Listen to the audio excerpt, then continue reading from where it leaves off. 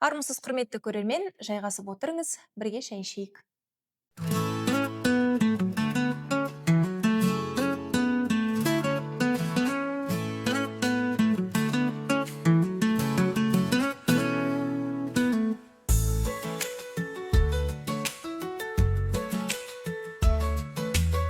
Естідіңіз бе? Нұрлан Сабуровқа Ресейге 50 жылға кіруге тыйым салынды. Дәл осындай ақпарат желіде ескен. Оның Ресейден шығарылуына байланысты елде өтуі тиіс 50-ден астам концерті өте ме, жоқ па, әлі белгісіз. Бұған дейін оның ресми сайтында Ресейдің әртүрлі қалаларында 50-ден астам концерті жарияланған еді. Қазір бұл концерттер тізімде тұрғанымен билеттерді сатып алу мүмкін емес. Наурыз айында Сабуров Челябі, Златоуст, Магнитогорск, Орск және Орынбор қалаларында өнер көрсетуі тиіс. Сонымен қатар жақында сатылымда бөлімінде нақты күндері көрсетілмеген тағы 48 концерт жарияланған. Олардың қатарында Мәскеу, Санкт-Петербург, Екатеринбург, Сочи, Якутск және басқа қалалар бар. Алайда бұл концерттердің қашан өтетіні әлі күнге дейін белгісіз. Ол 25 ақпанда Таиландтың Пхукет аралында жеке концертін береді. Сонымен қатар сәуір айында Қытайдың Гуанчжоу, Бейжің және Шанхай қалаларында, сондай-ақ Моңғолияның Улан-Батыр қаласында концерттер жоспарланған. Бақ мәліметінше, Пхукеттегі бір концерттің өзінен Сабуров 50 миллион теңгеден астам қаржы табады. Айта кетейік, Сабуров 6 ақпан күні Ресейге кіргізілмеген. Ол желіде бұл іспен оның адвокаттары айналысып жатқанын хабарлады.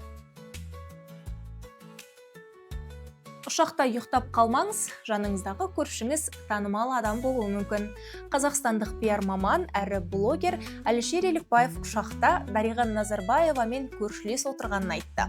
Бұл туралы ол әлеуметтік желідегі парақшасында жазды.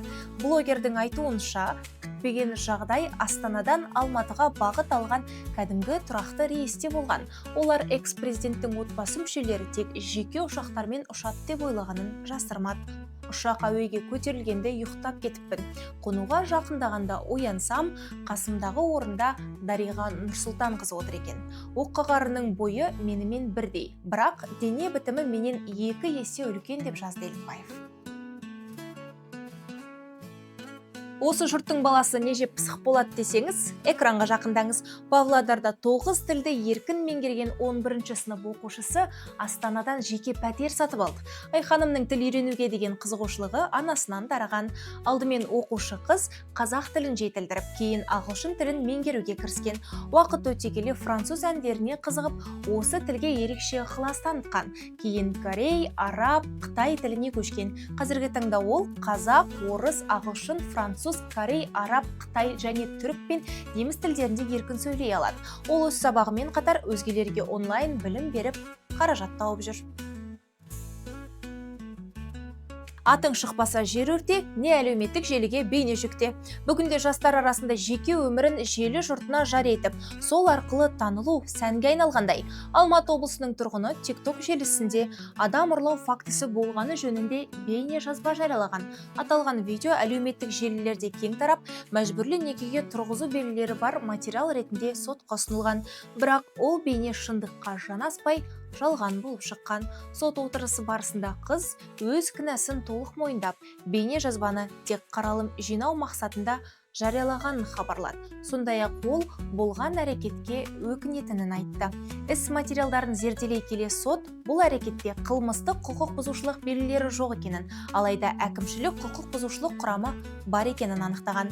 Нәтижесінде ойыннан от шығып, қыз бала 60.550 теңге көлемінде айыппұл арқалады. Мен махрге Астанадан 3 бөлмелі пәтер, су жаңа көлік, бриллиант сырға сұрайым.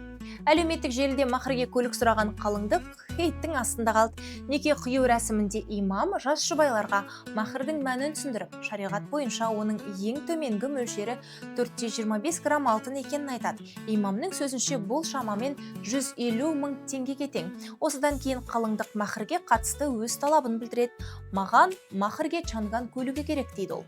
Бұл сөзден кейін күйеу жігіт аң-таң болып қалыңдығына қарап, некені қимай-ақ қояйық деп салдан шығып кетеді. Желіде тараған бұл бейнеге неше түрлі пікір жазылған, бірақ кейіннен белгілі болғандай, бұл өмірдегі оқиға емес.